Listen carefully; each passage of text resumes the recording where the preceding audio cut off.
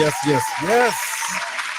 Woo, man, what's going on? What's going on, everybody? Welcome to another episode of the Lions Den, y'all. Hey, for those that don't know, we focus on all types of things, right? But specifically leadership, growth, and development with the call to action, right? From the household to out in the community. And so hopefully y'all here, you enjoying yourself. Let us know where you're listening from, right?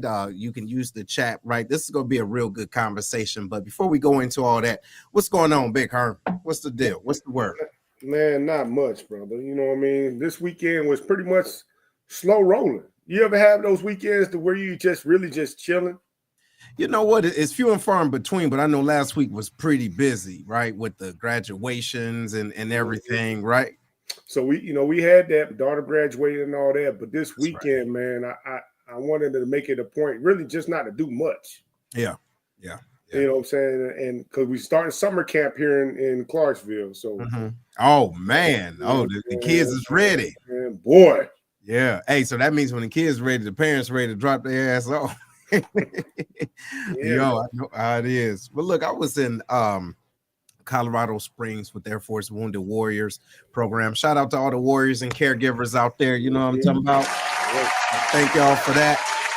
You know, and essentially, man, it's a program that helps individuals as they're, they could be going through all types of things, man, and as they're either going through the med board, transitioning out, and as they're going through that, this program helps them by way of sports, but all types of other programs, man, from resilience to helping them find careers, helping them to communicate and carve their stories, man, just so they can, take the appropriate steps for resilience and recovery, right? But so this was in Colorado Springs, man. I had the chance to go to this town, man. It is so strange. Hey, for those of you that follow me on TikTok, y'all check it out, right? It's on the what is it? I think it's Seth the Speaker, on TikTok. Yo, the name of this town is called Manitou Springs. What made it unique? Man, first of all, it's like the town of it, where Pennywise is, all that. It's like really, really weird. It's creepy, bro. It's creepy. And look, it's called the smallest, weirdest town. No, their tagline is keep Manitou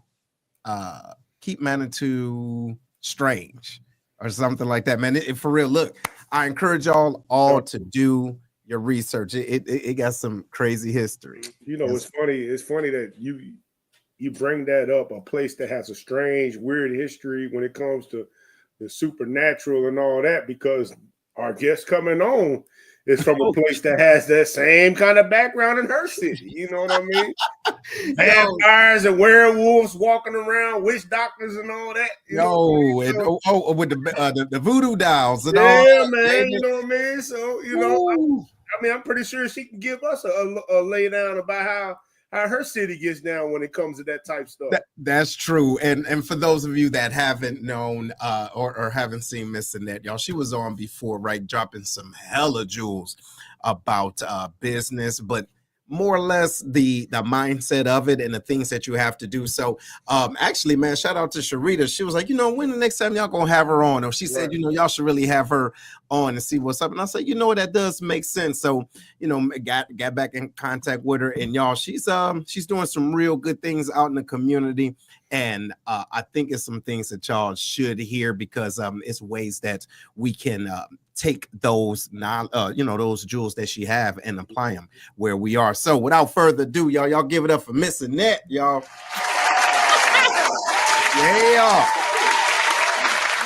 Not the intro that I'm in the city with the werewolves and the voodoo dolls. What is you got Lil Wayne walking around there, man. You got all kind of crazy. Lil Wayne, all over there. What's going there? What is it? Hey, Warded? Not Warded. What was it? Warded. Yeah, how you doing? How's they love us to say baby. Baby, that's what it was. Yeah. So how you been? I've been good. How y'all been? Oh, really good. So look, give us a little rundown. What you been up to? A little bit of everything. So you know what I do in business or whatever, but right now I'm doing a lot of teaching, grant writing, in developing nonprofits. Mhm. In this administration, a lot of people are leaning to starting nonprofits so they can kind of get grant monies in to do what they want to do. As far as business wise or whatever, and helping others. And a lot of people just don't have an understanding about grants. A lot of people initially thought grants were just federal funds, and Correct. there are tons and tons of foundation grants that are not touched by or regulated by the federal government. So having that kind of movement going on. So I'm doing a lot of that right now. And then I'm doing going back under my therapy cap. I know last time I talked to you all, I really wasn't functioning as a therapist. I still had my degree, but now I'm doing healing groups for the cohorts of EMS workers for the city of New Orleans. So I've been contracted with the city to facilitate the healing groups for their EMS workers. So it's something new for the city. I'm the first person that's ever facilitated it. They've been trying to get the program here for 3 years. And so I accepted the opportunity and I'm doing that. So that's really, really exciting. And they just extended my contract the other day. So I'll be working with the next cohort as they come up or whatever. So that's what I'll be doing in that area. Congratulations.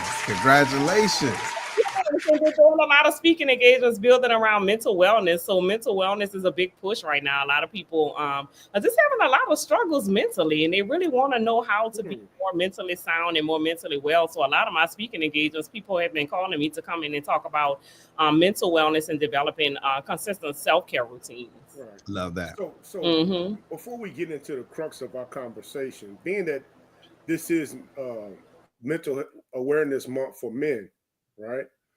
What is something that you would say to most men when it comes to their mental wellness? What are some of the things that you noticed in your expertise that men need to take some self inventory for? One of the things I recommend men do is talk more, right? A lot of times men want to be so macho and they don't want to talk about their feelings and they don't want to talk about, whatever it is or whatever, because it's not, society has made y'all think that men don't talk about feelings and men don't express feelings. And that's how y'all keep that foolishness cooped up and you have other issues, right? Because a lot of times when you don't release those problems that you're having emotionally, they start to manifest physically, they start to manifest in you spiritually, you know what I'm saying? And then y'all have other illnesses that compound that. So I recommend that y'all start finding safe spaces to talk about that stuff. Like literally just so you wouldn't believe how freeing it is to even talk about issues that you have going on. You're going to realize that you are not alone when you start talking about it, and somebody else either is enduring whatever it is that you're going through, or they have endured it and can tell you how to overcome that thing or whatever, right? It's not about being macho all your life. Literally get the help you need by talking to somebody. You know what? I agree. And, that was a good question, Herm. And shout out to you also that, you're out here doing this work, right? Last couple of weeks, I've been a part of this organization's NAMI within St. Louis, and they're all around. And we had a specific just conversation with men in the mental health. And one of the issues was it's a stigma that, there's nowhere for, men to go. Right. To have those safe spaces, to your point. But what we come to realize is that just getting together, we can create that safe space. Absolutely. And the other part of it is a lot of the conversations aren't too far off. You know what I mean? It's like, me too. You get what I mean? It's like, I feel you. And then you can build that community around that. Absolutely. Hey, Seth, can I get one more before we get into the subject? Yeah, go ahead. Still in line with Men's Mental Health Awareness Month, right? A lot of times when I look at comments from women and stuff like that, it feels like women still make mental health awareness about them, right? What advice would you give women when it comes to talking about men's mental health awareness? What should women know when it comes to that? That men do have mental health issues, right? So mental health is not the issue. Mental illness would be the issue. Mental health is just your mental health, right? But men do have issues. The thing about it is you all don't let off as if you have an issue, right? So a lot of times we think y'all are okay because y'all so macho, y'all act like nothing is going on, right? But I do feel like if you verbalize it and say, hey, I want to talk about XYZ, that we would have the opportunity to create these spaces for you all because we know that you need it, right? So I'll use for perfect example, my best friend and I, because we work with women, right, in general. But I told her, I was like, I feel like we need to create some spaces for guys, because I have quite a few guys that come to me for like business consulting, all of these things or whatever, right? Even though my target population is women, I have a lot of guys that come to me. And so I'm always talking to them like, why don't y'all have like men conferences where they do business whatever, because they're always saying like, we don't have this, like y'all always do this for women. And I opened the opportunity because I have all brothers, so I don't have any sisters. I'm the only girl. My mama had 4 boys, she had me. So I'm always eager to work with guys because I'm comfortable with being around guys, right? And so I've offered opportunities and XYZ, and still men don't really show up. Women still show up in the space, right? So my thing is, show up for yourself. If you need something, whatever it is, right? Show up and say, hey, I need this. It's okay to drop that macho ego and that macho shell just to say, hey, I need help with XYZ. I'm struggling in this area. That is not showing a sign of weakness. Actually, to say you're struggling in the area is to show a sign of strength, to say, hey, I'm going to receive the help that I need because I put it on display, right? Stop being macho and holding that to yourself is really just killing you. So that's not strength at all. No, you're absolutely right. And I appreciate that. And as a matter of fact, friends, I think we're going to have some more conversations the rest of the, later on in the month about this, right? Because it is a thing, and it's, sometimes we have to be the change that we want to see, and kind of inspire those types of, spaces, or even create them within the community. So getting into what we're talking about, right? And what you've been doing, helping individuals in the community. So, or even in the grant space. So what can you say drove you to this? Why helping individuals with these grants? So let me tell you, I've been helping individuals with grants, right? They're just starting to hear it. They're just starting to hear the conversation as a result of COVID, and so it's really highlighted the fact that Black businesses lack access to capital, right? We've known it in our own community for forever, right? But it's really been highlighted since COVID. And so since a lot of grants have come available for for-profit businesses, a lot of for-profit business owners want to jump in on the conversation now. They want help with whatever it is. But I've been a grant writer for 20 years. So I've been talking about it definitely in the nonprofit area for a long time, right? It's just becoming bigger part of the conversation because now there are a lot of grants that are available for for-profit business owners as well. But I've been doing this for almost 20 years. Mm-hmm. So with 20 years of experience, I know you got a wealth of knowledge about to help somebody just starting off. Like, man, that sometimes that can be overwhelming, right? When you don't even know when you don't even know where to start. So how do you recommend somebody do their research and identify the best grant opportunities for them? So one of the things that I recommend first is that you learn how to write grants, right? And it's not rocket science. So I tell people, listen, this ain't rocket science. Once you know how to do it, you know how to write grants, right? People always come to me and they rather me write them. I'm like, I'd rather teach you how to write grants, right? Because I have a capacity. So technically, maybe 3 or 4 grants I can take on a month, because that's not the primary service that I provide in my business, right? And neither would I allow it to be, because it's very time consuming. So I can only take about 3 or 4 grants a month, people, to write for. But if you know how to write for yourself, you never have to wait on anybody to write a grant for you, right? In my grant writing class, I teach you how to write a grant. I give you the different resources where you can find different grants, and I teach you how to do grant research to find grant funding, right? So you know how to do all the things. I'm operating under philosophy like the Chinese proverb say, if I give you a fish, you're going to eat temporarily. If I teach you how to fish, you'll eat for a lifetime, right? So if I teach you how to write grants, you'll always know how to do that. No, you will not win every grant that you write. But whatever one, so let's just say you write 10 grants, right? And you win one, and that one grant is $50,000. Mm-hmm. That's going to take care of you for quite some time, right? Mm-hmm. So again, you're not going to win them all, but whatever one you win, you put it into your business. Grants do not require repayment like loans, right? So you never have to pay it back if you spend it in your business appropriately. And then you're good. You get to elevate in your business, pay your salary with the grant, whatever it is that you want to do with the grant that's related to the business, you do that.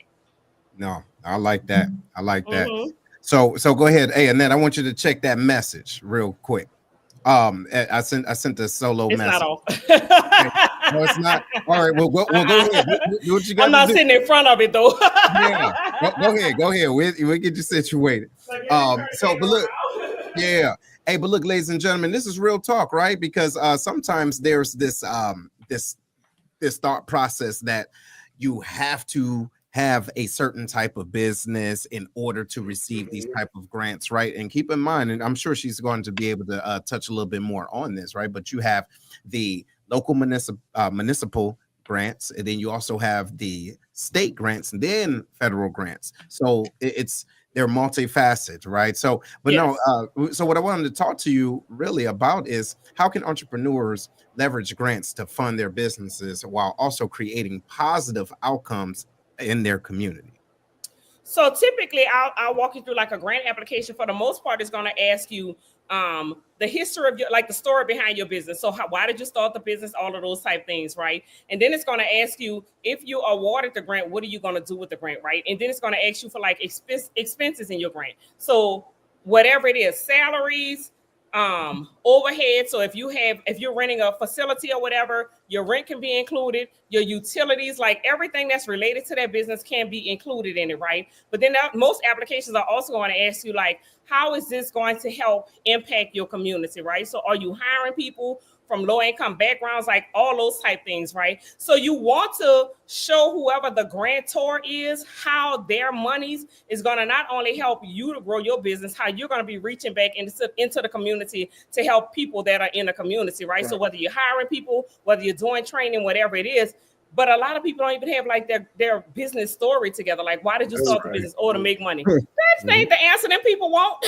Like, you got a reason for starting it. Have the story together, right? So that's, if you don't take anything away from this, if you want to do grant writing and you don't have your business story together, start with creating your business story.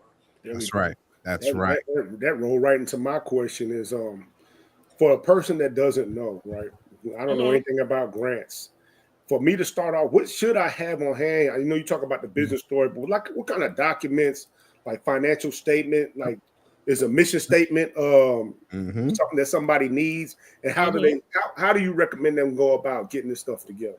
Or do you help to build a package for them? So I do all of that.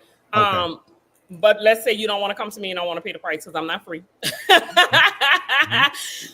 You definitely want to have your articles, right? So you should, if you are a legitimate business, you should have your articles, right? Which means you are registered with your Secretary of State, whatever state you're in. You should have an EIN number. You should have a business checking account, because if they give you the grant, you cannot put it in your personal checking account. So those are 3 things that you should start off with: your articles, your EIN, your business checking account, right? Naturally, they're going to ask you the mission for your business, right? So what is the mission statement? These are some foundational things that you should have no matter if you're not applying for a grant or not, right? You should have this. What are your business's core values? Those type of things. What's the vision for your business, right? And the start, why did you start this business, right? And it's definitely deeper than, hey, I just wanted to make money, right? Because most people, when they start a business and a nonprofit, it's a reason, right? You felt compelled to do this because even if you did a boutique, right? I love to see boost women confidence because of, once they get dressed up or whatever, that boosts women confidence. I love boosting the confidence of women. This is why I got into selling clothing, whatever it is, right? But talk about the story. So those are all of the foundational things that you should have even before you sit down to learn how to write a grant or to actually put in a grant application. Very good. Very good. And you know what? I'm glad that you are explaining this. And throughout those years, the years that you've been doing this, what are some common mistakes that people make when they're applying for grants? Like, you know what I mean? Or things that they think that they don't need, and how can they avoid those mistakes? So some of the common mistakes is you don't fully answer the question. So one word answers ain't gonna help you, right? You need to do some explaining. And the second mistake is over explaining. If the people said, so let's just say you are submitting a grant application and it tells you, okay, this part of the grant needs to be 2 pages in length, and you submit 4 pages, they're gonna automatically throw it out because you're not following instructions, right? So either you give not enough information or too much information, right? You always want to read the RFP, the request for proposal, to determine what it is that they want, because every request for proposal is different. Every foundation has different guidelines. They have different requirements. And the only way you're going to know what the requirements are if you read the RFP in totality. I don't care if the RFP is 6 pages or 60 pages. Read the whole thing. That's where you want to start at, right? So the problem is a lot of people don't read it in totality and don't follow the guidelines of the RFP. So you have to follow their guidelines. Makes sense. Okay. So going. Uh-oh. I can't hear you. Can you hear? Yeah, we got you now. Go ahead. All right. For me, honestly, I'm a person that don't know much about grants, right? Okay. What is the biggest misconception people have about what you do? Like when it comes to approaching a grant writer, what do they think they're getting with you that that they got that wrong? Or like Mm-hmm. when it comes to a new client that doesn't know much, what is one thing like, man, yeah, I don't do that part. Or yes, I do that part. So let me tell you what quite a few people come to me and ask. Can you just write the grant for me? Oh, And I and write your salary in the grant or write your mm, fee in the grant, right? mm, So my question to that is when you Mm, go to a lawyer, if you're in trouble, can you pay him if he find you not right. guilty? yeah. No, he's Don't you still pay the him, lawyer getting paid. Yeah. That's right. don't you pay him in advance? Right. Right. Yeah. Retainer. Yeah. That's right. So they telling you So if I don't get the grant, you ain't getting paid. you Right. ain't get That's it. paid. Yeah. I was like, Damn. what, you want me to write a grant for your business and you provide a service and you get paid for all the services you provide, and you want me to provide you a service for free, Mm. or I gotta wait to get paid. So I'm gonna invest about 40, 50 hours on this side putting your grant together for the free. Not gonna do Are you gonna do it. it? Ain't gonna do it at all. So yeah, a lot of people tend to do grant writers that they go to grant writers and be like, hey, you could just write your salary in a grant. And I tell them I will never write my salary in a grant. You are going to pay me up front in order for me Mhm. to do it. And if not, then I'm just not going to do it. Because again, I don't think people factor in the time that grant writers have to factor into putting a grant together, right? Because we have to do, when you're putting a full proposal together, you got to do research on the forefront. So my package includes me writing the proposal and actually finding potential funders and submitting that grant to potential funders, which means I have to do research on the forefront to put the proposal together. I got to support the need statement and everything that you want to do, right? So I got to do research in putting the proposal together. Then I have to do research on the back end to find potential funders to submit it to, right? They don't care about they don't even think about the time that you have to factor into doing all of that That's when you great. ask me to do this for free. I'm not doing that. It's funny because people minimize what it takes to do it, but they understand that they need you to do it. They need it. They need it. Absolutely. If it's that easy, why don't you just do it then? Why don't you know do what it? I mean? That's my philosophy. Like, just do Yeah. it for yourself then. That's my thing. Yeah. So just leave me out the equation. If you That's want me to do it for free, crazy. I'm not factoring into that equation. I'm not at all. Right. Yeah. Hey, well, look, Mhm. check out this question here. Is it more difficult to write for federal-based grants versus others? Also, have you seen the political climate change the requirements or approval process? So What's to up, answer the Terry? first part of your Yeah. question, it Mhm. absolutely is way more difficult to write a federal-based grants than others. Mhm. So yeah, it's more difficult because it's more time consuming, because they ask for way more information, right? So for Right. the most part, when people are applying for federal grants, it's because they have a whole team of grant writers. So it's not like one person compiling it. They may have a CPA on the financials. They're going to have one person writing this part. They're going to have one person writing another part, right? Because they ask for so much information with the federal grant. So because the federal grants are giving so much more money, right? So maybe like if you see a federal grant, they may say the floor is $500,000, the ceiling is $1 million, right? Which means the lowest this grant is going to be is $500,000. The most they're going to give you is $1 million, right? So when we talking that kind of money, they're asking for like your firstborn, your DNA, your granddaddy. They're asking for all kind of information, right? So it's more time consuming and they're asking for more information. So most people have a whole team of grant writers to do federal grants. Whereas on the foundation side, they're not asking for that much information, right? So the RFP may be 4 or 5 pages, right? Which means they're not asking for that much information. When you submit the proposal, it may be 10 pages, may not, right? It's just not that much. But on the federal side, they're asking for way more information because they're giving you way more money. So yeah, so that's the answer to the first part of your question. They are more difficult to attain because they're bigger dollars they're talking about, and they're asking for way more information. So the foundation grants are not that difficult. Have I seen any issues with grants? I do foundation grants. So no, there hasn't been any issues with the foundation grants. And again, that's because they're not regulated by the federal government.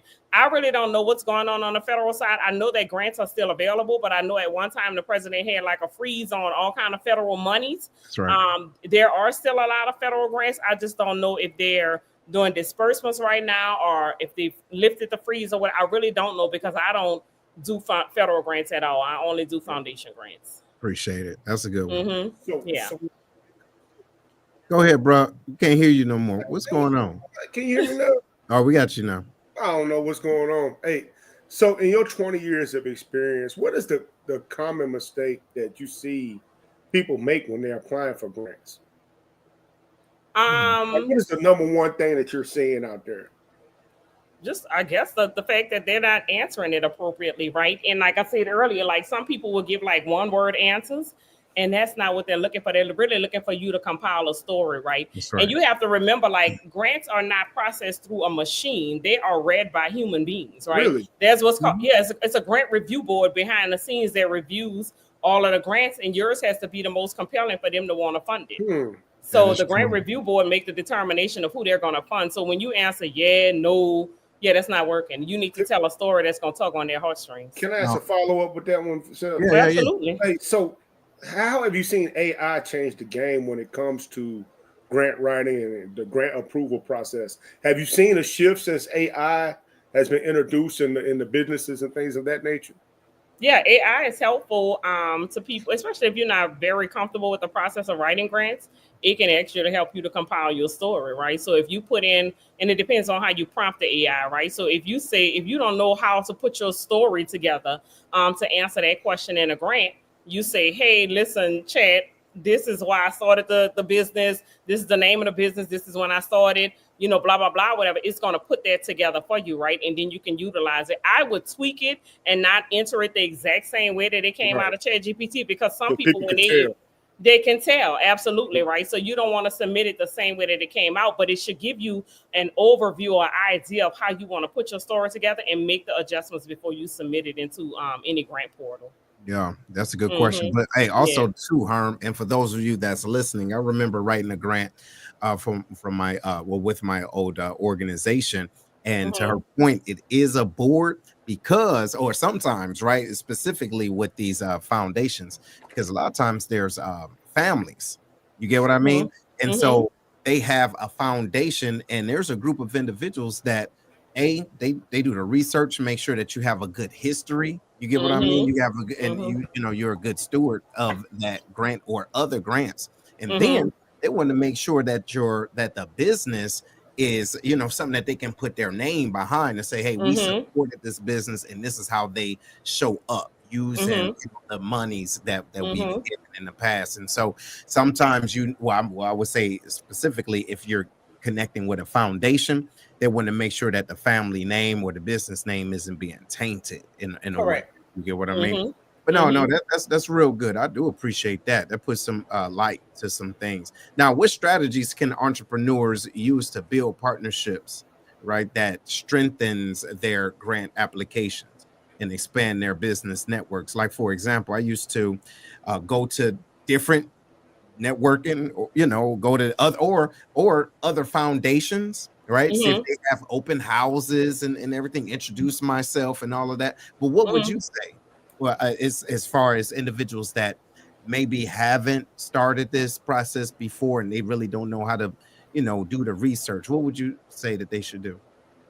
As far as like collaborating with other entities? So this is what I tell my nonprofit people, right? Because, nonprofit people, they passionate about saving the whole world and they want to do everything, right? I said, but in order to support your grant, they like to see collaborations and partnerships, right? So it's not necessary for you to do everything for everything to get done by your organization. So I'll use, for example, I was reviewing an RFP for one of my clients 2 days ago, and the RFP is calling for it's servicing youth or whatever, right? But they want the youth to have tutoring services, mental health services, enrichment services. It's like 6 different services or whatever, right? And he only provides one of the services, right? But they want one company to manage the whole entire grant, which is almost $1 million or whatever, right? They don't want to delegate it in pieces. They want one company to come together and manage the whole thing. So I was like, well, who do you know? You know, people that provide tutoring services, you know, like they're not telling you have to provide all of the services. They're saying your organization has to have partnerships with entities that provide all of these services to manage all of the money. Like, and so he was like, man, I didn't even, exactly, right? So I said, you know, a company that provides tutoring, you work with a company that provides mental health services, you provide this service XYZ, right? Have MOUs with everybody that provides those different services. You have to get whatever their pricing is, however many hours they're going to work per week, whatever it is, right? To be able to put together an adequate proposal to say, my organization in partnership with all 5 of these organizations are going to fulfill this grant, and this is how much it's going to be, right? And then do a breakdown. This entity is going to provide tutoring. This entity provide mental health. I'm going to provide this. This one provides this or whatever, right? And this is the price tag. They're going to do 20 hours a week at this price, right? Which multiply time 52 weeks or whatever is going to be this. This entity is going to do this, right? So it's not necessary for you to do everything in order for everything to be done that your organization want to do, right? It shows strength in numbers and partnerships and better your opportunities of getting grants when you have collaborations and partnerships with other community organizations. And then at the end of the day, everybody wins. That's true. Right. So it's not just everything coming to you and coming through your hand and through your pocket. You got this organization you feed and this organization, and we're all working together for one great mission, which is to empower youth or help the elderly or help the homeless, whatever the mission is, right? Y'all all working together for that one mission to help that particular population. It's just all of the pieces coming together like one pie. So, I like that. So now I got the grant and I'm working with the money. Mm-hmm. Is there a way, because you told me it's not a loan, right? I don't have to pay this money back. You don't have to pay it back. But what are some mistakes that people make with the money? Yeah. Hold on, there's an exception to that. That's what I'm going to get to. Like, what is there anything that I could do where people say fumble the bag, mess up the money to where it's like, okay, yeah, we're gonna put a tax on that. Yeah, you're gonna have to pay that back. So especially federal dollars, right? So I'll use, for example, when you write a proposal, you tell the funder how you're going to spend the money, right? So you may say, let's say it's $100,000 grant, right? And you may say 20,000 of this is going to go towards salaries. 10,000 of this is going to go towards this. 10,000 will go towards this. 5,000 will go to whatever you say in that proposal is exactly how you have to spend that money to the penny, right? You can't move it around to say, well, I'm gonna take this 5,000. I didn't use it for transportation, so what I'm gonna do is take this 5,000 and put it in salaries and pay myself a salary. You cannot do that. So when they come in, so $100,000, most of the time they're not doing a review, but the federal government, or they're reviewing every penny you spend, right? And as soon as you spend a penny out of what you said in that proposal, they can cancel that whole grant and make you repay every dollar of it. Absolutely. You have to spend it. You cannot say, I'm going to delegate this here and delegate that. And with the federal government, even if you win $1 million grant, they won't give you the whole $1 million. They give it to you in increments, right? So they may say, well, we're going to start off giving you $250,000. And once you spend this $250,000, you got to send us all the receipts of how you spent all of this money, XYZ, before we give you another increment. Foundations, most of the time, they'll just give you the whole thing or whatever, right? But most of them, some of them at the end still have a grant review period, and you have to show how you spent those dollars, and it better coincide with that proposal or how you wrote the proposal and how you say you were going to spend it. That's the only time that they're going to request repayment and recouping those dollars when you misappropriate the funds. Oh my goodness. You know what? You bring back some memories, because getting those government grants, right? And it all depends on how it's set up, but paying them, well, not necessarily paying them, but you have to, in certain situations, give the write-up of everything that you have spent just in order to get the reimbursement. You know what I'm saying? So it's not like they give it to you in increments, but they're paying back what you said. Paying you back what you spent. Yeah. And I mean, with things that's going on right now, you can't necessarily bet on that. So what would you say to organizations to kind of diversify their revenue streams instead of just just depending on one type of grant?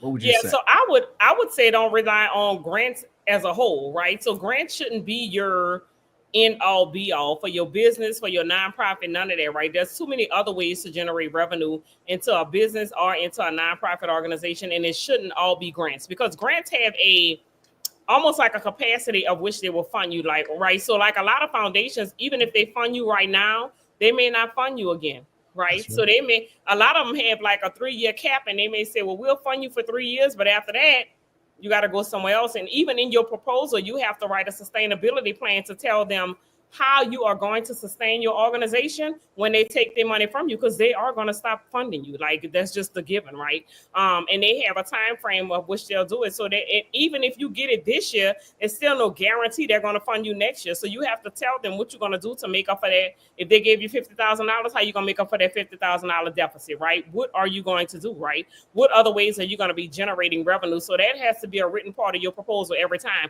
You have to. So I always recommend for nonprofit organizations to find a way to have what's called an income generated stream, right? Which is a consistent flow of income. So I use, for example, like Goodwill. Goodwill is a nonprofit, but their consistent income stream is your donations that they sell back to the public, right? So they're consistently selling all those items to generate revenue on a consistent basis. One of the income streams that I added to my nonprofit when I had a children-focused nonprofit, we were doing life and social skills, right? So we partnered with schools to go in and teach this life and social skills curriculum. But I started realizing, because a lot of parents was asking, do y'all do mental health services, blah, blah, blah, whatever, right? Because like the child had ADD or ADHD, whatever it was, right? So initially I didn't want to add that because it's just a lot of red tape with Medicaid or whatever, right? So I added a teen camp, which is grant funded. So every summer we did 2 different teen camps where the teens will come to us. We taught them life, social, and entrepreneurship skills. So that got us about $30,000, $40,000 every summer, right? With us running the teen camps. And then at some point we went ahead and added the mental health services, and that added another $500,000 to our revenue every year because it was funded through Medicaid, right? So that was consistent income for us. So no matter if the grants came in, whatever it was, because that consistent income came in, that helped us to sustain continuously, right? So you can't solely rely on grants. You need other streams of income to add to your business to make sure that it can sustain long term. Outstanding. And I'm so glad you said that, because I promise you, sometimes individuals feel as though, oh, I got the grant, that's it, that's all I need. That's it. Yep, they do. Yeah, only if you don't want to stay in business. You correct. That money goes by very quickly. Very quickly. And gone today. I mean, here today, gone tomorrow. Like, you know, gone this evening. It's here this morning, gone this evening. Because you got operating costs and all this other stuff. You know what I mean? That can go.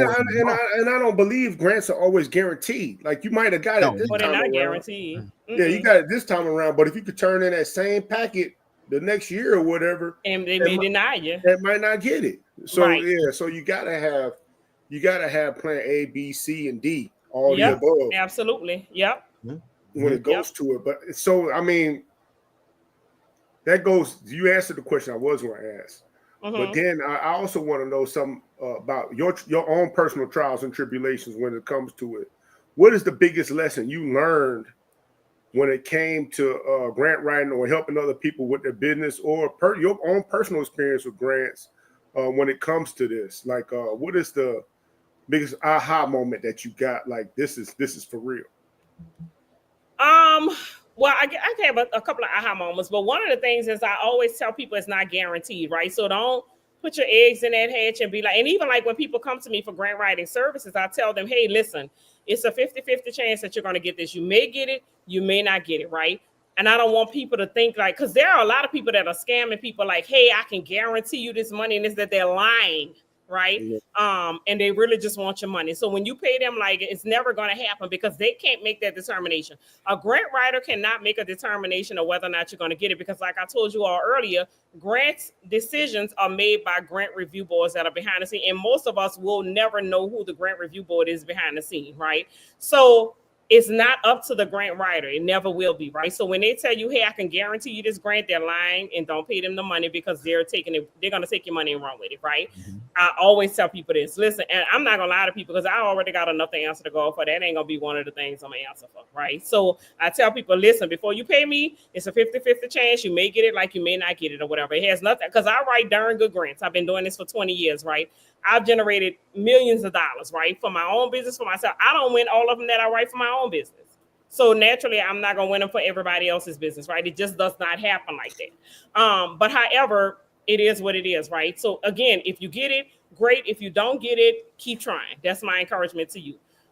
What happened with grants for me and why I pushed them so much is because a grant is what liberated me, what got me out of my profession, right? Okay. Into full-time entrepreneurship. So by trade, I'm a therapist. I have a master's degree as a mental health counselor.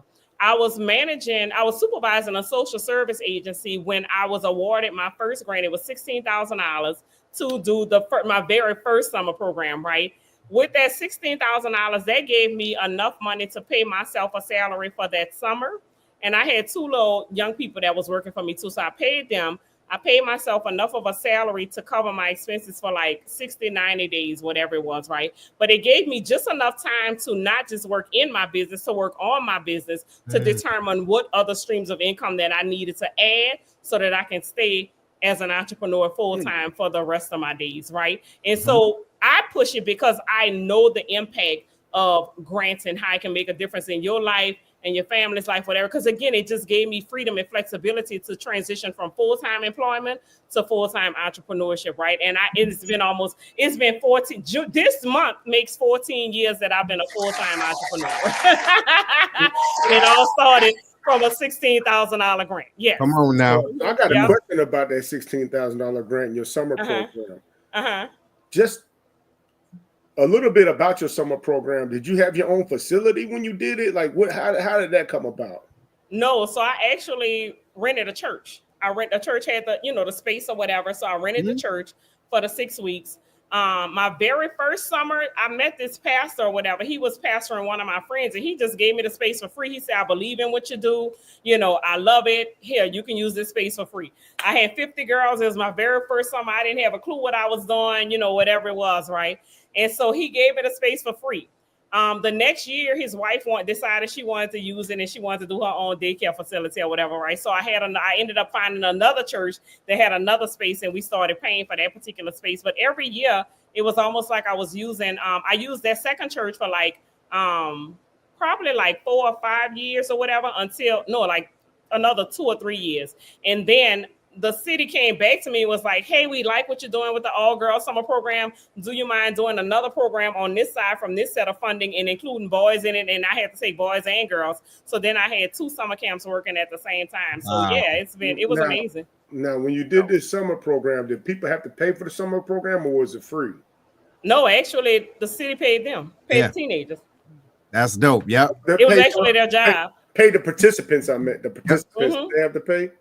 The city paid the teenagers. The participants? Yeah. Yes. I need to talk to you. I'm a community center manager, and I'm running a summer program now. You know what I mean? So, but think about the incentive. That's what it is. It's an incentive. Yeah, I'm just saying. Like, I'm trying to see how that incentive, how the city paid them. I'm wondering how that works. It keeps them off the street. You know what I mean? I get it. Yeah. And you have a curriculum and everything like that. Oh, that is super dope. Super dope. So the city gave me a grant to provide the program, and the city paid them to participate. So they would come 6 weeks, and they got paid. That was their job. Yeah. Yep. No, I can dig that. I can definitely disregard that over there. So, no, that wasn't nothing. But I really do appreciate that. I really do appreciate what you're saying. Now, based off of the climate, everything that's going on, and for those of you that's probably been under a rock, all right, there's a lot of things that's been going on. It's a lot of community programs, social programs that's being defunded, if you will, or funds are being reappropriated. And so what's going on now is like Job Corps, right? Job Corps is one of those programs that's in a pause right now. So my question is for you, what do you think about that? And what do you believe communities can do by way of getting grants, maybe not with the federal government, but within the state or their local municipalities to kind of help to bridge that gap of what's happening right now? So I'm praying that a couple of millionaires will just come together and fund every Job Corps in their particular area, right? Again, if a millionaire some millions into a nonprofit if they own 501c3, right, and funded the Job Corps in their area, right, these children wouldn't be negatively impacted, because we have to realize this is impacting most of us, like youth of color, right? I don't know how many that are not of color that are in Job Corps, but I know it's a huge number of African American teens that are in Job Corps, right? And Job Corps is so profound because it helps. All children are not designed for school settings, right? For various reasons, right? They just don't function well in school settings. But Job Corps is making a difference because it gives them the ability to attain job skills, get their GED, and move forward successfully into adulthood, right? If Job Corps is not there, what's going to happen to these teenagers? They're going to be in the street doing stuff they shouldn't be doing to survive, because they're going to figure out a way to survive, right?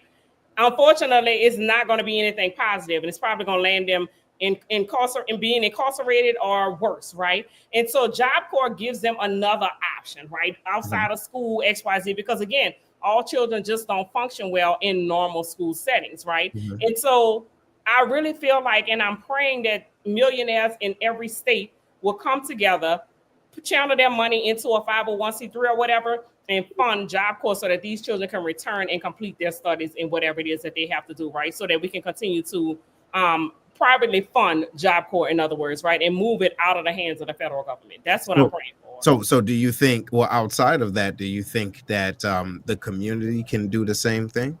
I think the community can. Yeah, absolutely. If we all pull together. Absolutely. No, that's good. That's good. What you think, Herm? I mean, when it comes to Job Corps, you know, you were my main source of information when it comes to Job Corps.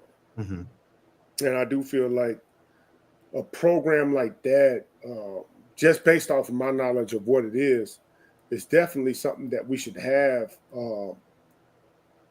available for people, because it does provide another avenue for those that just didn't get all through school. And still need, because I had a young man that I was trying to get in the Job Corps. But based on y'all knowledge of Job Corps, what do y'all feel like the success rate that they were having, you know, was the reason why the grant was looked at again? Well, what you think, Annette? I really don't know if that's the reason why. I'm just really baffled by this leadership in our country right now. I really don't know why they're making a lot of moves that they're making, right? Because a lot of it is just not making sense to me. The math is not mathing. But even if so let's just say if you have 40%, 50% or whatever, right, that are completing the program or whatever, it's about right? 40. Okay, so 40% that's completing the program, that's still 40% that's not in the street doing something they have no business doing, right? So I feel like maybe consider revamping it or whatever, so you can increase the amount of people so figuring out like why the other 60% is not completing, right? Sure, yeah. And then making the necessary tweaks, but to shut it down to have everybody to suffer, that's just not logical to me. Yeah, and I agree, and also too, to your point though, Herm, I 150% agree, man. Look and see what the success rate is, right? First, and look and see how much money it costs per one child. Okay, from the beginning to the end.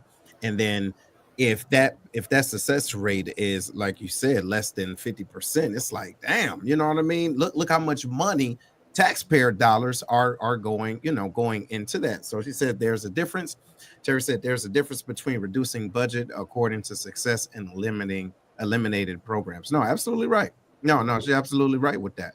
You know what I mean? But then again, right now it's a pause. So we'll see. Right, we shall see what will happen with that, but it's a crazy time, and it just seems like, I can be 100% wrong, but it seems like there's only specific groups that's being affected by so many things. You get what I mean? And it can be a classism thing. I'm not saying it's all a racial thing, but it seems as though it's a certain demographics, you know, or economic status of individuals, and I think that's unfortunate. However, the other side of this, and maybe it's the optimistic side of me, is saying maybe things have to be shaken up to be revamped. You get what I mean? So people can actually put their eyes on it and say, hold on now, maybe there are some things we can do better, because if we look at the track record, it looked like some things wasn't looked at, and it was like, yeah, okay, cool, let's just keep on dumping money into it.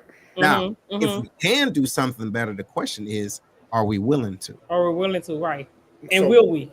Yeah. So, question is, so now that y'all two work in the space, I kind of work in the space. But what is your advice to those that was probably depending on Job Corps now that there's a pause? I mean, we still got to move forward. Yeah. So those are people that are looking for another way because they still need a little bit more after high school. Well, there's still other programs out there. They're not Job Corps, but there's still other programs. So I use, for example, like one of my Facebook friends, her daughter was in Job Corps, and she had went for like the welding program, and she was scheduled to graduate in August, right? And she was saying how, torn her daughter was as a result of this or whatever, but she's already learned all of the skills for welding. So my thing is continue to forge forward, right?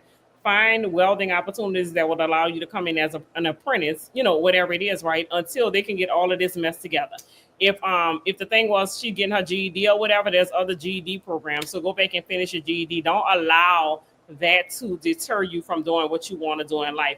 Find another way. That's always my thing. Like if one thing don't work, find another way, right? If plan A don't work, we got B through Z. Find another way. Find another avenue to get your GED. Find another avenue to get you to work as whatever it is that you were pursuing in Job Corps, right? So my thing is, don't ever allow, because stuff happens in life, right? Don't ever allow that to be a deterrent from you getting to where you want to get to in life.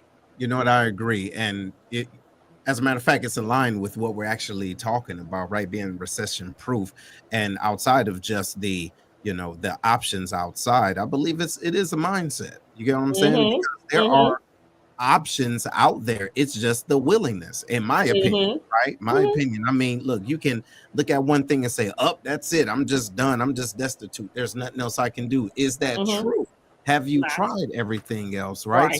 So look, before we go, I want to ask you, as far as the economy and the grant writing and the things that's going on in society, what type of mindset would you say individuals should have in pursuing the things that they think that they want, or no, that they know that they want to do, especially in this gloom of our current economic situation or political situation as well?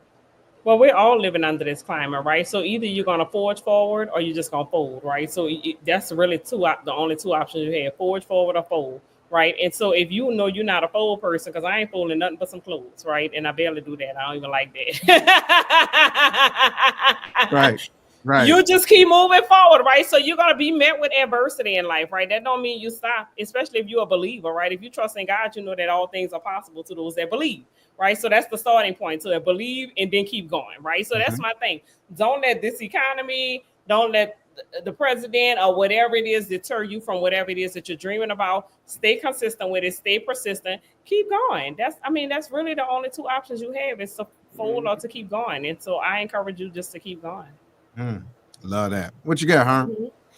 Miss Annette, it's always great for you to come back to the show. You always drop something that our mantra is professionalism, leadership, and growth, with a call to action. And the thing that I love about conversations with you is that you're plenty of call to action. People that watch this show should be able to take what we've talked about and apply it to their business. And if you need help, you can always reach out to Miss Annette, but just remember, she ain't free. I ain't free. Goodness gracious. Hey, well, look, speaking of that, tell us where they can go and what's your starting price. I mean, let's talk about it, right? So people not surprised. So what's your website and everything? My website is www.wealthbydesignlegacyfirm.com. But I'd rather you call me. My phone number is 504-513-3076. Because I like to hear say it one more time. 504-513-3076. But if you want something for free, don't call me because that's not what that conversation is going to be about. Okay. Just letting y'all know. All right. But yeah, so for grant services, if you only want a grant application complete, the grant application fee is $250. But if you want a full proposal, so my proposal packages, I write the full proposal. I do the grant research and I submit it to 2 entities on your behalf. And then I give you the actual proposal with resources to show you how to continue to shop it around. So that bundle is $1,500. Both of them have to be paid before I submit. So with the $1,500 bundle, you can either divide that into 2 or 3 payments, whatever works for you, works for me. But I'm never going to put the $1,500 in the grant. So just letting y'all know that has to be paid to me before I submit, write all of that. I love it. Love it. Yep. So look, what would you like individuals to know moving forward in their dreams, their aspirations, and everything? What's the final word from you, Miss Annette? I mean, live your life. That's my thing, right? Too many of us just exist and we coast through life and we get to the end of life with a lot of regrets. I've talked to several elderly people and they're talking about things that they wish they would have done. I'm not going to wish I did a dang on thing by the end of this life. I tell my children, when y'all write my obituary, just say she lived the hell out this life and go on with y'all's, right? I'm going to live and be intentional about living, right? Because again, what are you waiting for? I mean, we here today and gone tomorrow. What are you waiting for, right? What do you keep denying gratification for, right? Well, I'm gonna do this when my children get grown. Then when your children get grown, you got another excuse. No, I'm gonna do it all. I'm gonna live my life to the fullest. And I encourage y'all to do the exact same thing. Be intentional about living. I've talked to people recently and I'm like, what do you enjoy doing? I don't even know. How the hell you live with yourself and don't even know what you enjoy doing? Like, but listen, I was at that point one time, right? This was about 10 years ago, and this is when I started going to therapy. And the lady was like, what do you enjoy doing? I was like, and I said it so proud. Oh, I enjoy doing my work because my work is what I'm passionate about doing, right? So she was like, surely you do more than that. I was like, no, I thought that was a good answer. She was like, but it wasn't, right? That's so right. I was like, what do you mean? I done clutched my pearls and everything. She was like, what do you do for fun? I said, my work is fun. So I couldn't even answer. Listen, I got 2 degrees, certifications, everything. And that was the hardest homework assignment I ever had. She gave it to me as homework. And I came back and I had she told me to come back with 10 things I enjoy doing. And I only had 3 things on the list. I couldn't even figure out 10 things I love doing, right? Wow. But right now I can run it to you. Because again, I realized at that point, I was like, damn, I done lost myself in roles like mama role, wife role. You know, at the time I was married or whatever, wife role, coach role. I done lost myself in the roles and lost me, right? So I was like, once I find me again, I'm never going to lose me again. And that's guaranteed to myself, right? So I am intentional about doing all the things that I love to do. So, Seth, what's your top 5 favorite things you love to do? Woo, man! Travel. Y'all see my page. I love international travel, right? So if I could hop on a plane and go to Walmart, I would. I love to fly, right? So traveling internationally, going on solo dates, roses. If somebody else buy me roses, if I buy myself roses, I love that. I love just sitting down, breathing and meditating sometimes, right? Because I know when my body needs to rest, right? So at one time I couldn't calibrate that or whatever. I would just, because we buy into hustle culture. You got to keep going. You got to keep going. No, sometimes I just want to sit my ass down, and that's exactly what I do. Sometimes I just sit down and breathe, right? So even that, right? Get it working out. I love working out now, right? That really works well for my mental health, right? And so now I'm up to working out 6 days a week. I'd have told myself I'm taking a break on Sundays, but I really wanted to go to the gym today. I was like, yeah, I'm not going, right? Yeah, so I mean, working out, taking myself on solo dates, going on dates, hanging with the girls, traveling. I love doing all of it. All of it. Reading. I love all of it. What's your top 5, Seth? What's my top 5? Things you love to do. Things I love to do, man. I love connecting with people, bro. I love traveling. You're right. I love music. You know that. I spin and do that. Love podcasting, man. It just brings me joy, man. And I love coaching, right? But outside of that, I think outside of the business side of it, I love seeing individuals, eyes light up to learn their own potential. You get what I'm saying? I love stuff like that. You can't you can't attach a W-2 to. You get what I'm saying? You can't do it. I promise you. But I love all of that in the work area. That's my professional side. My personal side is all the 5 things that I just named. Yeah. What you got, Herb? Here's my top 5. I love Korean food. See, Jamaican food. Damn it. Cajun food. Soul food. Soul food. Hey, spending time with my wife. Those are my top 5 There things. you What? You only Hey, get one. 5 different things. You know what I'm saying? Hey, and listen, now one time he In said all the gym. fairness, Herb, Now, that one was 5 time he days.